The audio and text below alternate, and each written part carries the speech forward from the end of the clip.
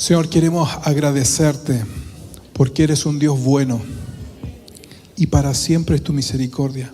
Gracias porque de tiempo en tiempo tú nos vas llevando en este transitar, en esta senda, vas formando en nosotros a Cristo. Señor, ayúdanos en este transitar a no retrasar tu obra, sino que las naciones, Señor, te puedan conocer, no por lo que hablamos, sino por nuestro testimonio. Que el testimonio de vida, Señor, que los procesos de martirio, los procesos aflictivos, los tiempos, Señor, vengan a dar testimonio, Señor, a nuestras casas.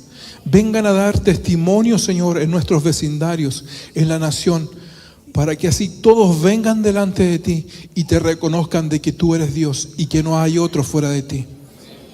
Señor, así que te damos gracias por este tiempo. Espíritu Santo de Dios, háblanos en esta tarde. Ministra la palabra, Señor, para nosotros. Señor, que podamos tomar aquella porción que tú tienes para nosotros el día de hoy. Que estemos atentos, Señor, apercibidos, diligentes a escuchar tu palabra y recibir, Señor, la porción que tú tienes para nosotros el día de hoy. En el nombre de Jesús. Amén. Rápidamente vamos a Romanos capítulo 12. Yo sé que este versículo usted se lo sabe de memoria. Romanos capítulo 12, versículo 1 y 2. Si lo tiene, y otra persona que me pueda ayudar rápidamente con Jeremías 2,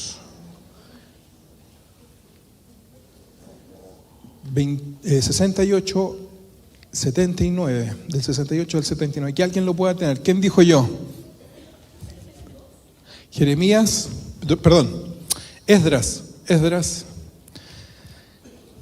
capítulo 2, versículo 68 al 70. Y otra persona que me pueda ayudar con Esdras, capítulo 4, del 1 al 5.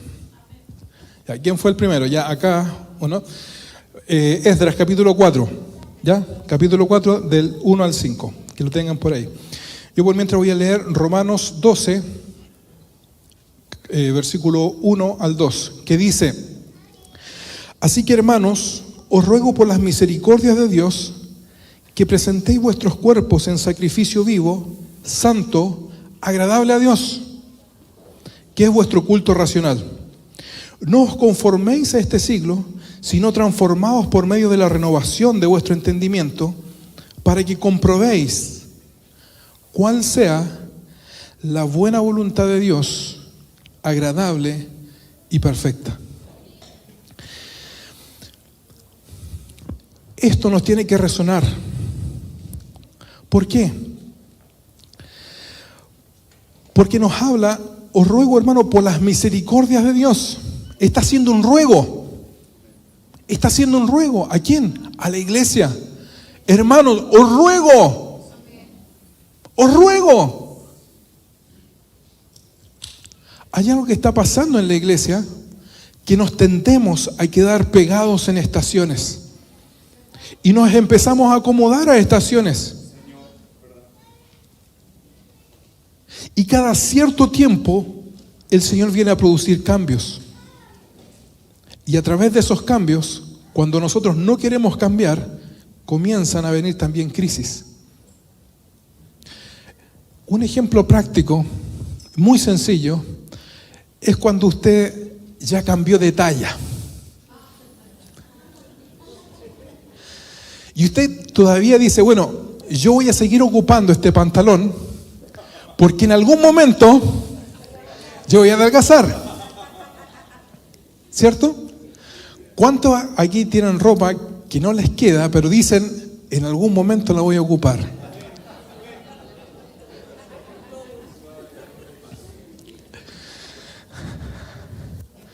Entonces, lo que está haciendo el Señor cada cierto tiempo es cambiarnos de estación, producir cambios.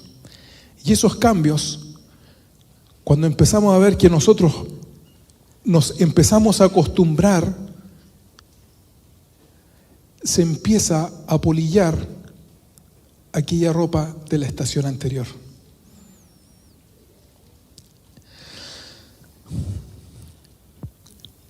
¿Por qué menciono esto?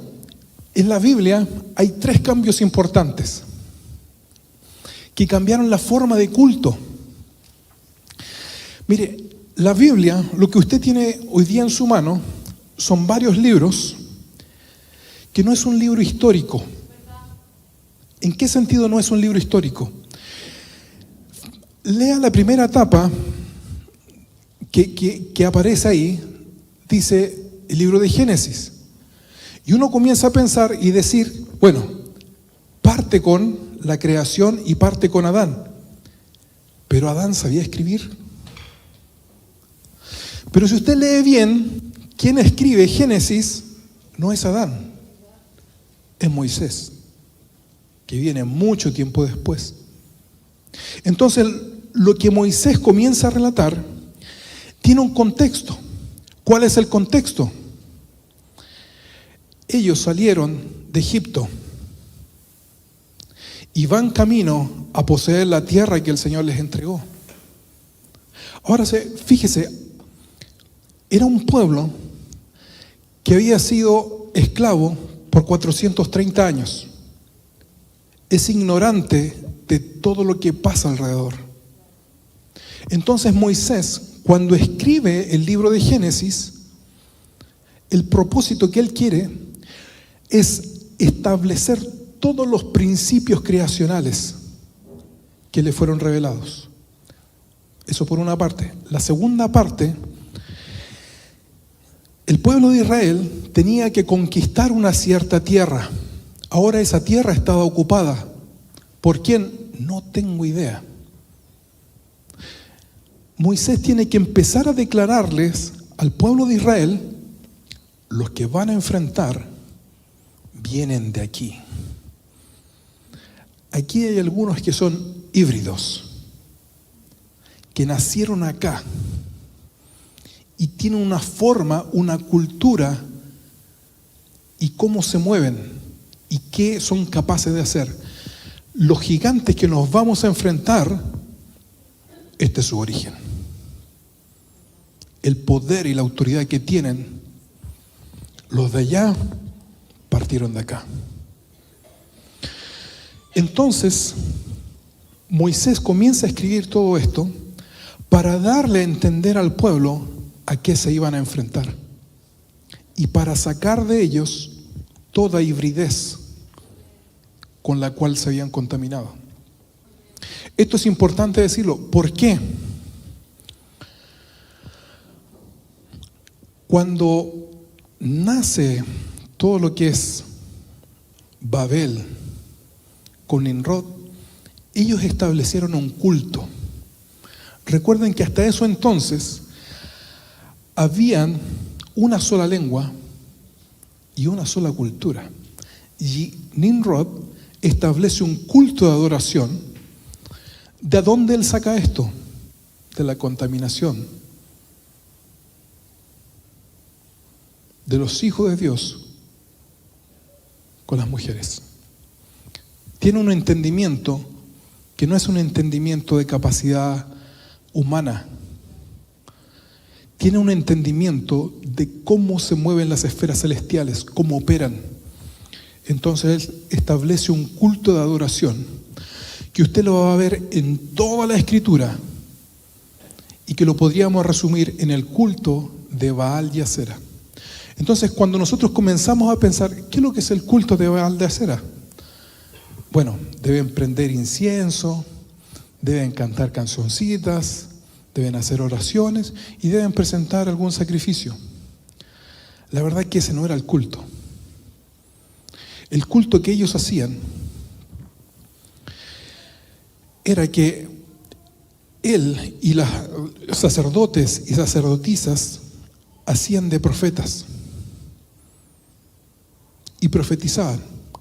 La hora que sea ahora vamos a adorar, ese ahora vamos a adorar, habían hombres matrimonios con hijos, familias completas, abuelos, y cuando los sacerdotes decían, ahora vamos a adorar, agarraban a todos los que estaban presentes y tenían relaciones todos con todos. Eso es el culto de adoración de Baal y Asera. Cuando usted lee la Escritura, que Israel tenía el culto de adoración de Baal y Asera, es el culto. Por eso el apóstol Pablo dice que la fornicación ni tal se nombra en la congregación. Entonces, cuando entra Moisés y explica de dónde viene el culto de adoración, él también coloca lo que recibe del cielo. Esta es la forma de adorar. ¿Cómo se van a presentar? ¿Cómo van a entrar delante del Señor? Le explica una forma que está establecida en la ley. La forma no era lo importante. Lo importante era que ellos pudieran entender que hay una forma de proceder del cielo, pero que la cultura de alrededor los había agarrado. La palabra culto o la palabra cultura significa trabajar la tierra para dar fruto, pero su raíz más básica es culto. Una cultura se sustenta en lo que adora. Por eso lo que nosotros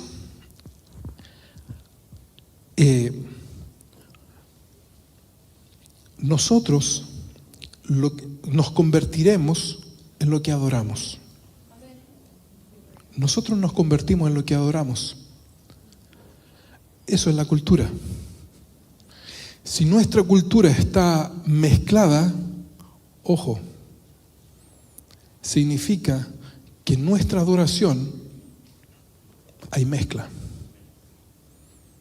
Hay mezcla.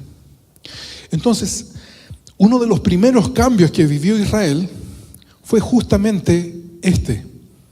Moisés, recibiendo de parte del Señor, establece la forma de cómo adorar. A pesar que ellos estaban en una estación de poseer la tierra, ellos necesitaban ser tratados con principios básicos, que lo que nosotros llamaríamos como congregación, todavía estaban en el lugar de atrio. Y necesitaban aprender a transitar, trayendo la palabra, trayendo el oír inteligentemente, traer la sujeción de las cosas. Entonces su primera forma de adoración fue esta. Y esto trajo un problema para el pueblo. ¿Por qué? Porque ya venían con una marca de cómo era la adoración. Entonces usted va a entender que cuando va a recibir las tablas de la ley, cuando vuelve, se encuentran adorando. Y cuando dice adorando, ¿cómo sabía que tenían que adorar si recién estaban recibiendo la ley? ¿Qué forma de adorar estaban haciendo? Estaban adorando al culto que ellos sabían hacer.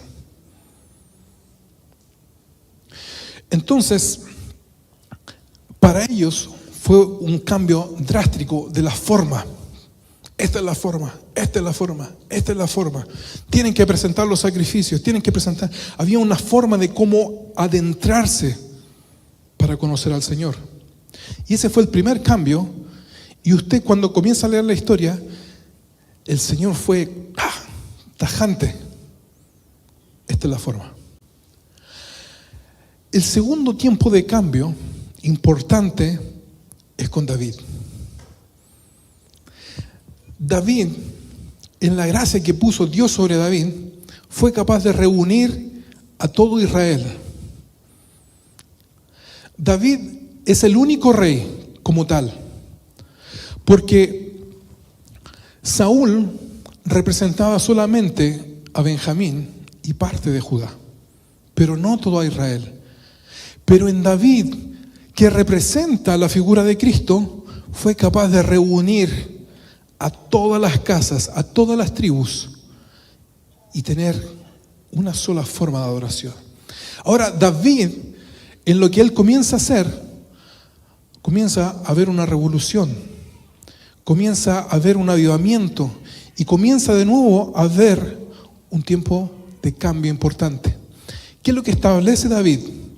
David lo que comienza a establecer, entienda esto, porque esto es importante. De Moisés se dice que él era el señor de la casa. ¿Por qué? Porque sabía entrar y salir de la presencia del Señor. Entendía cómo era el proceder. A pesar que el pueblo venía mucho más atrás, entendiendo el proceso del atrio, pero él sabía entrar y salir de la presencia. Entonces, eso habla de David, de Moisés, y en la estación que él estaba. David, siendo de Judá, no siendo levita, él puede entrar. ¿Por qué? Por la relación que tenía con el Señor. Entra y participa de los panes que eran exclusivos para los sacerdotes. O sea, lo que está hablando es que David, en su manera de ser, él estaba en esa posición de lugar santo. Y en esa relación con el Señor, él comienza a recibir, hay cantos,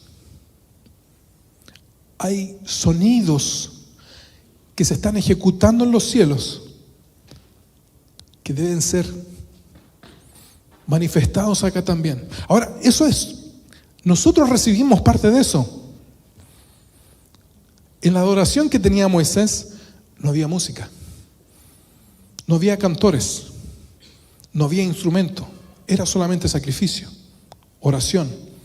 Con David establece lo que llamamos el tabernáculo de David. Y él establece cantores, personas encargadas del coro, músicas, instrumentos específicos para momentos específicos. ¿En qué momento se tenía que soltar el shofar? Y eso trajo un tremendo cambio sobre la sociedad, porque eso impactó a todo Israel. Y él comenzó a decir, ¿sabes qué? A la gente que está ahí al fondo necesita también no llegar hasta acá, necesitamos acercarnos a ellos. Entonces estos caminos que comienzan a establecerse para que ellos lleguen a la presencia, no pueden ser ocupados por maleantes. Tenemos que colocar guardias. Tenemos que colocar en el lugar que sea luminoso para que ellos puedan llegar sin temor a ofrecer sus sacrificios. Y comienza un tremendo tiempo de cambio sobre Israel. Pero ese tremendo tiempo de cambio trajo un avivamiento, un fuego sobre Israel. De tal manera que los filisteos ni los enemigos ya podían enfrentarse a Israel. Fue un tiempo glorioso.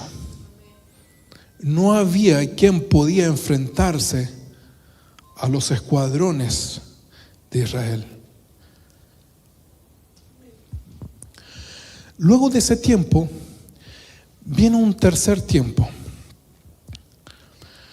Pero en esa transición, como les dije, David fue esta persona que trajo, guiado por el Espíritu de Dios, este tiempo de cambio. Pero después de él hay un proceso de decadencia. Fíjese una cosa importante, hagamos un paréntesis en esto. Los levitas, dentro de las funciones que ellos tenían que hacer, habían 3 funciones importantísimas. Número 1 era entender los tiempos. Para entender los tiempos, ellos tenían que saber cuándo era el tiempo de Sukkot y qué es lo que implicaba Sukkot. Cuándo era el tiempo de las primicias y qué implicaba el tiempo de la primicia. Ellos tenían que ser entendidos en esto. Segundo, ellos tenían que saber entrar y salir de la presencia del Señor. Y había un tercer punto que también era muy importante, pero que a ellos les costaba. Porque los dos primeros dependían de ellos mismos. Pero el tercero, que era el más complejo, era hacer traspaso. Ellos entendían la ley, cómo operaba, cómo funcionaba. ¿Por qué? Porque un día venía una persona enferma de lepra y ellos tenían que mirar, y esto no era conocimiento, era la operación del Espíritu de Dios mediante ellos y comenzar a discernir. ¿Sabes qué? Te pasó esto por tal situación. Y en el traspaso que ellos tenían que hacer, ellos tenían que explicarle, ¿sabes qué? A ti te vino esto por esta situación. ¿Se acuerdan cuando Jesús dice, ok, por tu fe tú eres sano? Y después le dice, ve y no peques más. Le explica al tiro, él sabe al tiro, yo sé cuál fue mi pecado. A otro le dice, ve, tu fe te ha hecho salvo. Pero esto es para la gloria de Dios. Jesús discierne qué está operando sobre la persona. ¿Por qué? Porque Él es sumo sacerdote por excelencia. Y los levitas tenían esa función de hacer ese traspaso a la siguiente generación. ¿Por qué? Porque cuando ellos se enfrentaran y hablaran a sus hijos, esto no lo puedes hacer, no te pueden mezclar. No puedes hacer esto, no puedes hacer esto. ¿Pero por qué? ¿Se acuerdan de la instrucción? ¿Por qué celebramos esto? Y ellos tenían que dar una explicación, los padres. Entonces,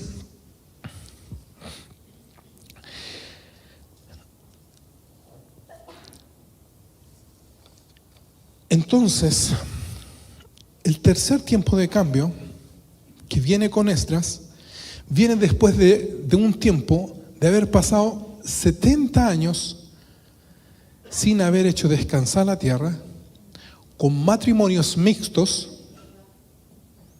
O sea, nadie les dijo, ¿sabes qué? No te puedes casar. Tu matrimonio está complicado. No puedes casarte con ella o no te puedes casar con él. Esa parte los levitas la empezaron a obviar. Y por tercera parte, ya el señorío que se manifiesta en los diezmos, tampoco. Y pasando estos 70 años de esa manera, su ojo se cerró. Por lo tanto, fueron llevados cautivos a Babilonia. Pero el profeta Jeremías dijo, pasarán 70 años, y cuando pasen esos 70 años, entonces el Señor les va a abrir la visión y se van a arrepentir. Se les va a abrir la visión y se van a dar cuenta que se equivocaron, que pecaron contra el Señor. Se les va a abrir la visión y se van a avergonzar. Y cuando se avergüencen, entonces va a venir un tiempo de arrepentimiento y su boca se va a abrir. Y llegó ese tiempo, y ese es el tercer tiempo. Aparece un hombre muy importante llamado Daniel. ¿Usted conoce la historia de Daniel? Cuando llegó el tiempo del cumplimiento de la promesa, Daniel se acuerda de esa palabra. Y lo primero que hace, dice, Señor, yo y mis padres. No le dijo, no, ¿sabes qué, Señor? Mis padres pecaron, haznos libres. Ellos fueron los culpables que nosotros estamos acá. Señor, ¿por qué ellos no obedecieron? No. Daniel entiende y él dice, Señor, yo y mis padres pecamos. Yo y mis padres pecamos. Entonces comienza un proceso en que la visión que representa los 70 años se comienza a abrir. Y cuando comienza a abrirse ese tiempo, aparecen dos figuras. Zorobabel, que era la semilla de Babel, y Josué, sumo sacerdote. Aparecen estos dos ungidos, estos dos enviados, porque ahora comienza el tiempo de volver a la tierra, de volver a ocupar la tierra. Entonces aparecen dos profetas muy importantes, que es Ageo y Zacarías. Y ellos comienzan a profetizar y animar al pueblo que vuelvan, que vuelvan. Mire, cuando Israel representa mucho de nosotros, estamos muy identificados con nosotros. ¿Por qué? Porque Isaías y Jeremías, Isaías le decía: hermanos, no vayan a Egipto, no vayan a Egipto, no se arranquen de este proceso. El Señor los va a sacar, no se opongan al proceso de Dios. El Señor los va a llevar a Babilonia, los va a llevar cautivos, pero va a ser por un tiempo.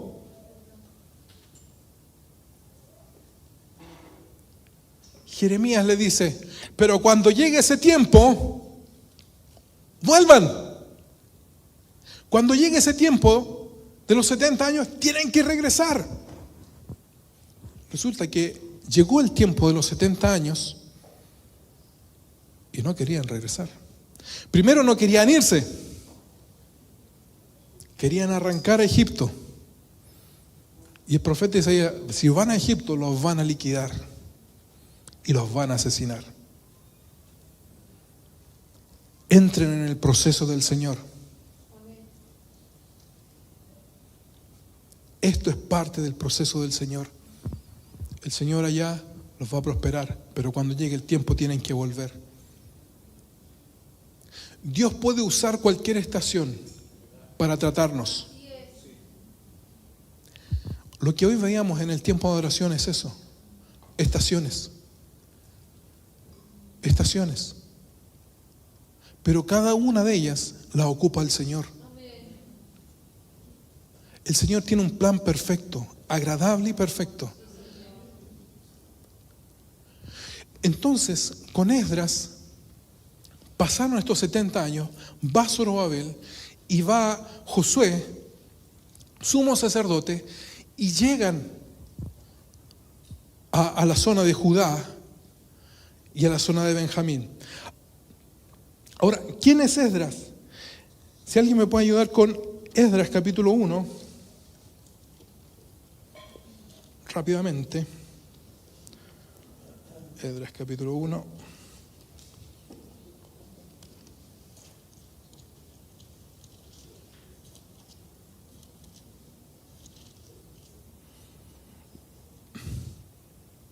Mire, del capítulo 1 al capítulo 6 es la historia de Zorobabel. A partir del capítulo 7 comienza recién la historia de Esdras. Entonces, capítulo 1, versículo 1 dice: en el primer año de Ciro, rey de Persia, para que se cumpliese la palabra de Jehová por boca de Jeremías, despertó Jehová el espíritu de Ciro, rey de Persia, el cual hizo pregonar la palabra, y también por escrito, por todo su reino, diciendo: así ha dicho Ciro, rey de Persia: Jehová, el Dios de los cielos, me ha dado todos los reinos de la tierra, y me ha mandado que edifique casa en Jerusalén, que está en Judá. Rápidamente, vamos ahora al capítulo 7:1, dice: pasadas estas cosas, en el reinado de Artajerjes, uno partió con Ciro. Capítulo 7 parte con el rey de Persia de nuevo, pero con Artajerjes. ¿Sabe cuánto tiempo pasó entre el capítulo 1 y el capítulo 7? 80 años.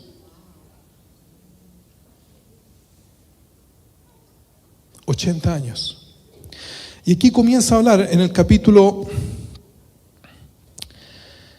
comienza a hablar acerca de la genealogía. Dice: pasadas estas cosas, Artajerjes, rey de Persia, Esdras, hijo de Seraías, hijo de Azarías, hijo de Milcías, hijo de Salum, hijo de Sadoc, hijo de Ahitob, hijo de Amarías, hijo de Azarías, hijo de Meraoiot, hijo de, vamos al final, hijo de Fines, hijo de Eleazar, hijo de Aarón, primer sacerdote. O sea, ¿qué es lo que era Esdras? Del linaje de Aarón, un levita. Era un levita. Y dice, y subió de Babilonia, era escriba diligente en la ley de Moisés, que Jehová Dios había dado, y le concedió el rey todo lo que pidió por la mano de Jehová su Dios que estaba sobre Esdras. Ahora, hay algo muy importante que pasa con Zorobabel. Y es cuando él va en este proceso, en un momento llegó el tiempo de Esdras. 70 habla de visión. ¿Se acuerda que habían pasado primero unos 70? Y eso los llevó cautivo. ¿Por qué? Porque su visión se cerró. Pero ahora han pasado 70 años y la visión se vuelve a abrir. Y hay un proceso de arrepentimiento que parte con Daniel.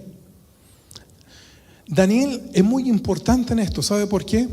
Porque Daniel representa al profeta del Nuevo Testamento.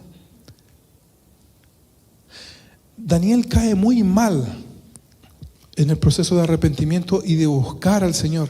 ¿Por qué? Porque el Señor le empieza a hablar. Cae tan mal que no tiene fuerzas.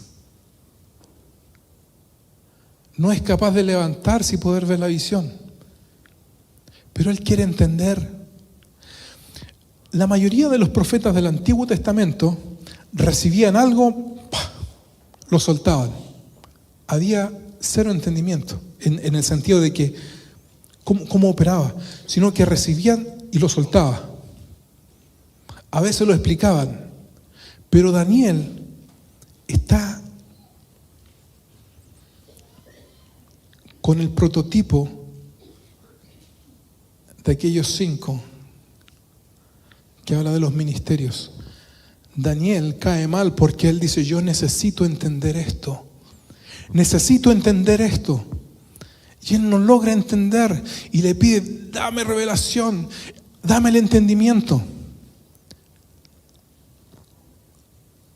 Siendo Daniel una persona muy entendida y muy capaz, cuando quiere recibir esto, toda fuerza se le va.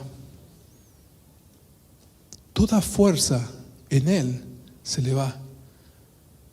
Entonces el Señor empieza a impartir de su fuerza y le empieza a explicar, estos son los reinos y esto representa tal cosa, y le empieza a explicar y queda totalmente, está en la magnitud de lo que recibe Daniel, que Daniel hace una cosa.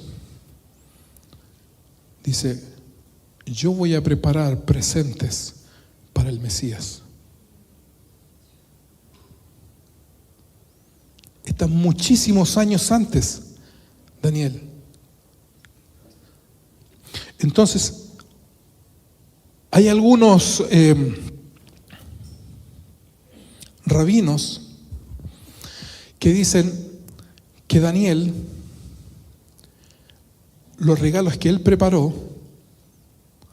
son traspasados de discípulo a discípulo, a discípulo, a discípulo, hasta llegar el tiempo en que tomaron estos presentes y se los entregaron a Jesús.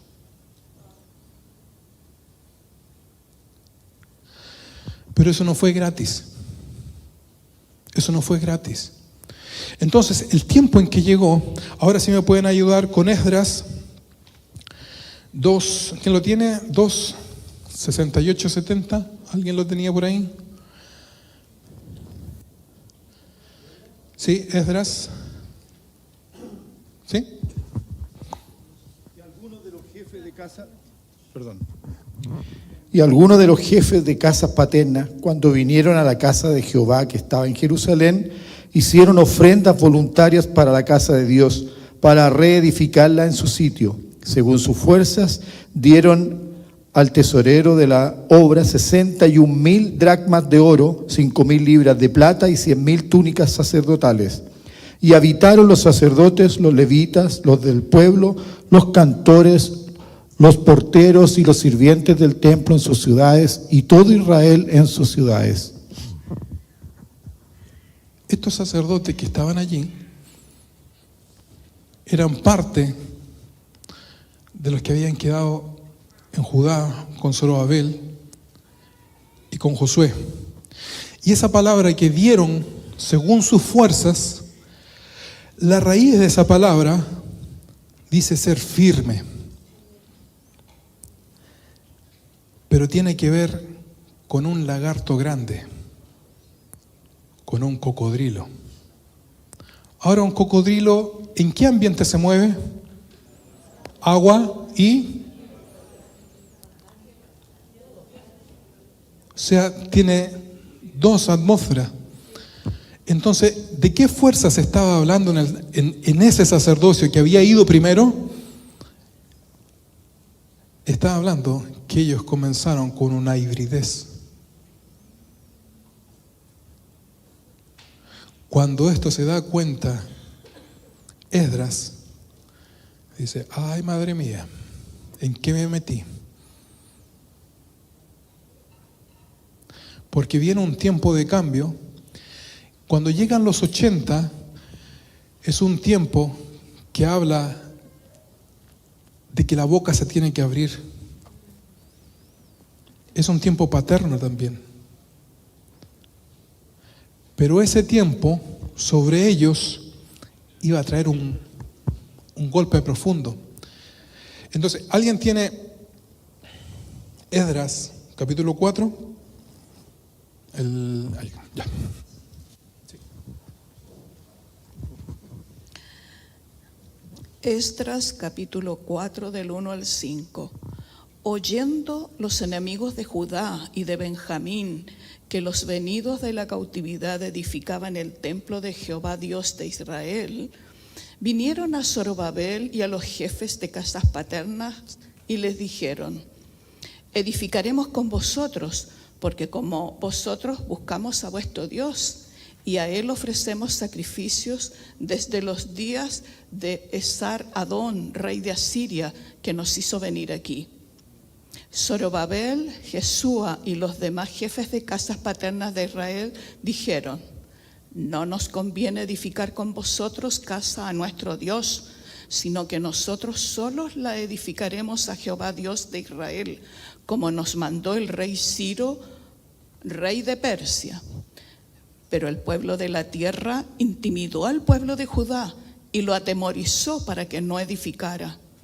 Sobornaron además contra ellos a los consejeros para frustrar sus propósitos todo el tiempo de Ciro, rey de Persia, y hasta el reinado de Darío, rey de Persia. Zorobabel tiene un gran problema. Y el problema era que se presentan samaritanos. Y los samaritanos le dicen: nosotros queremos ayudar. Bien, pues la ayuda siempre es bien recibida. Pero lea atentamente lo que dice ahí. Dice: nosotros, está hablando samaritanos,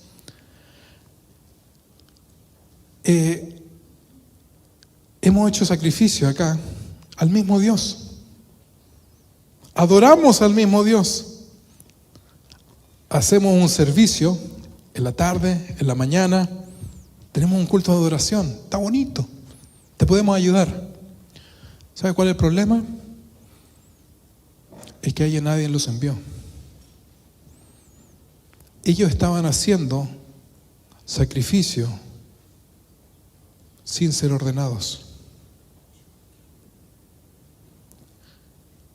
sin haber sido enviados. Entonces, esto es justamente lo que el apóstol Pablo dice. ¿Y cómo oirán? ¿Cómo se les va a abrir el oído a ellos si ustedes no han sido enviados?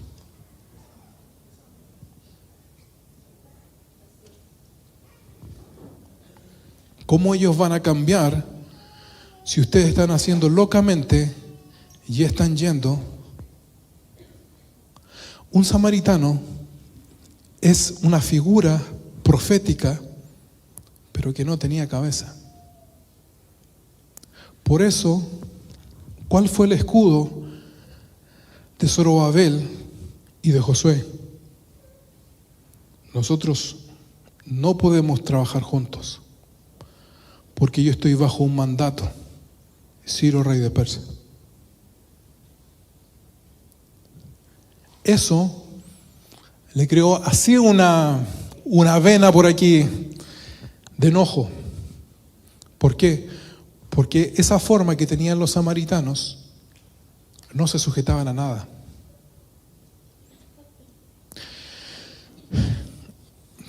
Pero al pasar el tiempo, Esdras se da cuenta que terminaron mezclándose el sacerdocio. Porque si usted comienza después a leer en el capítulo 9, Esdras, al darse cuenta de esto, raja sus vestidos y comienza a confesar: Señor, yo no soy capaz de hacer esto. Señor, perdónanos. Y se comienza a abrir la boca. Había llegado el tiempo. ¿Se acuerdan cuando la pastora Anita la semana pasada dijo: el tiempo de aprender a hablar, el tiempo de aprender a hablar se terminó? Ahora se tiene que abrir la boca. Y ese es el tiempo de cambio que estamos hoy. Ese es el tiempo de cambio que estamos hoy. Por eso hay algunos que se le ha empezado a mostrar qué procesos de niñez estaban vacíos y necesitan. ¿Y sabe qué? Las personas que se les fue revelado eso comienzan a decir: ¿sabes qué? No tiene culpa mi papá. No tiene culpa mi mamá. Yo también soy responsable de eso. ¿Por qué? Porque cuando se abrió la visión, va a venir esa vergüenza. ¿Sabes qué? También soy responsable de eso. Entonces va a empezar a clamar y va a comenzar a decir: Señor, yo no puedo hacer nada, haz tu obra. Y ahí viene un proceso formativo. Este proceso formativo que lo trae Esdras para Israel, trajo un tiempo también de gloria. ¿Por qué? Porque una de las funciones muy importantes que no hicieron los levitas era hacer traspaso. En el tiempo de Moisés, Moisés hacía el traspaso, no los levitas. En el tiempo de David, David intentó por todas las formas acercar a la gente para que conocieran a Dios y pudieran intimar con Él. Y fue un tiempo glorioso. Pero ahora Esdras está tomando esa posición y está diciendo: Señor, el chaleco me quedó grande. Necesito que tu presencia venga a producir el cambio. Entonces, ¿sabe lo que pasa? Lo empezaron a escuchar, la oración, y se le abrió el oído a los principales de las casas. A los príncipes de las casas se les abrió el oído y dijo: ¿sabes qué? Tenemos un problema. El sacerdocio está mezclado. ¿Qué representa eso? Representa que nosotros traemos algo con lo cual nosotros hicimos una alianza, pero que en este tiempo se va a mostrar. ¿Sabe lo que tuvieron que hacer ellos? Nadie les puso la pistola en el pecho, le dijo: ¿sabes qué? Sino que ellos mismos dijeron: ¿sabes qué? Nosotros nos casamos con las mujeres de acá y tenemos hijos. Y hemos pecado. O sea, nos mezclamos y somos sacerdotes. ¿Qué hacemos ahora? Y ahí viene un tiempo de cambio muy importante. ¿Por qué? Porque ese tiempo de cambio lo que iba a traer era un tiempo de santificación tan glorioso, que iban a tomar la dignidad que ellos deberían tener. Entonces ellos comienzan en lloro, en llanto, a despedir a sus hijos, a sus esposas. ¿Qué representa eso? Hay fruto, hay alianzas con las cuales hemos hecho parte de eso, de las formas como lo hemos hecho, de la manera como hemos hecho las cosas. Y va a venir un tiempo de quebranto por las cosas como las hemos hecho. Por eso Pastor Anita decía, si se avergonzaren, entonces muéstrales el diseño. Nosotros tenemos que empezar a orar, Señor, ábrenos la visión. Por eso cuando dice, si vemos al Hijo, entonces vamos a encontrar la paternidad. Por mucho que entremos en un proceso de una escuela, de un curso, por mucho de administraciones, cuando el Señor te abre la vista y te das cuenta, tú sabes lo que tienes que hacer y nadie te lo tiene que decir. Ese es el tiempo el que el Señor nos ha puesto ahora. ¿Y sabe qué? Nos va a traer vergüenza, pero no importa. ¿Sabe por qué? Porque viene un tiempo glorioso. Se va a soltar un dabar y nos va a posicionar en la dignidad con la cual el Señor nos vio antes de la fundación del mundo. Si siente vergüenza, amén. Amén. Va a sentir vergüenza. Lo va a sentir una vez. Pero el tiempo de gloria que viene después no es comparable. No es comparable. Entonces, viene un tiempo de cambio. Y con eso quiero terminar. Viene un tiempo de cambio importante. Es un tiempo donde el Señor en un momento nos va a abrir nuestra mirada y nos vamos a avergonzar de lo que hemos hecho. Pero ¿sabe qué? Viene un tiempo glorioso donde el Señor va a restaurar esta casa. Y como cantábamos delante, Señor, que tu gloria llene la casa. Señor, que tu gloria llene la casa. Señor, necesitamos que tu gloria llene la casa. Señor, llénanos, Señor, de tu gloria. En el nombre de Jesús.